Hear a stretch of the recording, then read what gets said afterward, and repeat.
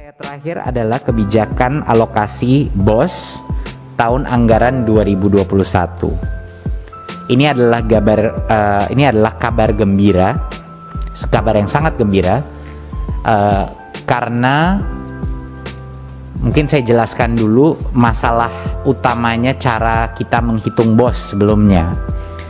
Sebelumnya kita menghitung BOS itu dengan satuan yang fix, satuan yang berdasarkan jumlah murid yang ada di sekolah itu. Sepertinya itu adil, tapi dalam kenyataannya di lapangan yang terjadi adalah sekolah-sekolah yang jumlah muridnya sedikit, dan banyak dari sekolah itu kebanyakan di daerah-daerah terluar dan tertinggal.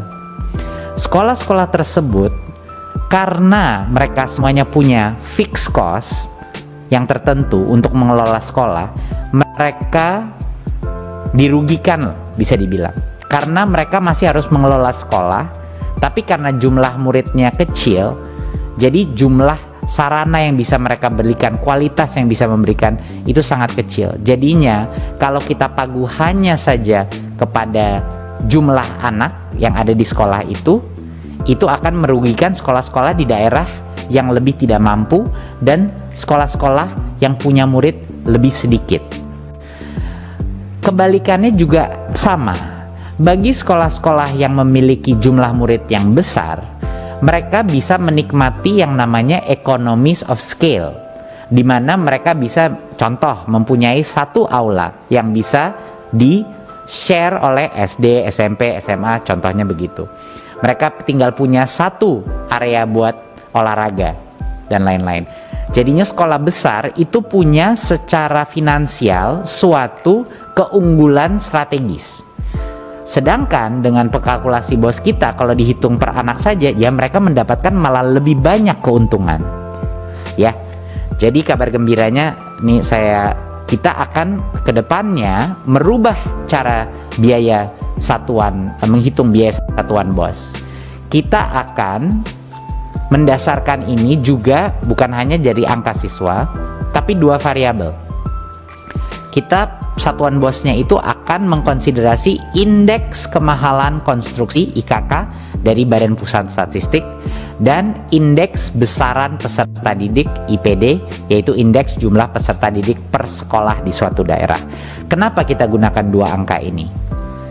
Kita gunakan angka indeks kemahalan konstruksi karena itu adalah suatu proksi untuk menentukan area ini sulit dicapai apa tidak. Jadi harga prasarana, harga mengirim barang kepada daerah-daerah yang paling tertinggal, itu IKK-nya, indeks kemahalan konstruksinya itu jauh lebih tinggi daripada daerah-daerah yang punya akses, misalnya di Pulau Jawa, yang punya akses dekat urban dan lain-lain. Dan indeks besaran peserta didik adalah indeks berapa besaran total jumlah peserta didik per sekolah di daerah tersebut.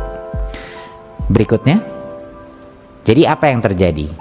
Kabar gembiranya adalah tidak akan ada sekolah yang bosnya diturunkan.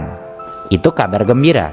Sekali lagi saya ulang, tidak akan ada sekolah tahun depan yang bosnya turun. Tetapi banyak sekali sekolah-sekolah kecil dan sekolah di daerah tertinggal akan meningkat bosnya tahun depan. Dari mana kita arahkan tambahan anggaran ini? Kami realokasi hampir 2,5 triliun dari BOS afirmasi dan BOS kinerja untuk membantu sekolah-sekolah di daerah yang paling tertinggal terluar, yang rata-rata jumlah muridnya itu bisa jauh lebih kecil.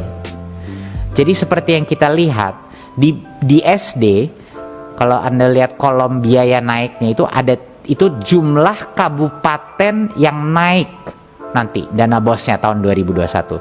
Di SD 377 kabupaten akan naik BOS-nya. Di SMP 381 kabupaten akan meningkat BOS-nya. Di SMA 386 kabupaten, di SMK 387, dan di SLB 390 kabupaten. Jadi begitu banyak kabupaten yang selama ini mungkin tidak dilihat kondisi khususnya, tidak ada penghitungan BOS yang afirmatif, Nah, itu sekarang kita koreksi, dan kami berhasil, dan kami sangat berterima kasih juga ada dukungan Kemenq untuk mendukung kita dalam perjuangan ini, bahwa tidak bisa semua sekolah dengan kondisinya masing-masing disamakan. Sekolah yang lebih membutuhkan bantuan kita harusnya menerima uang lebih. Dan karena itu ini suatu kabar gembira bagi sekolah-sekolah di daerah terluar tertinggal dan sekolah-sekolah yang jumlah muridnya kecil.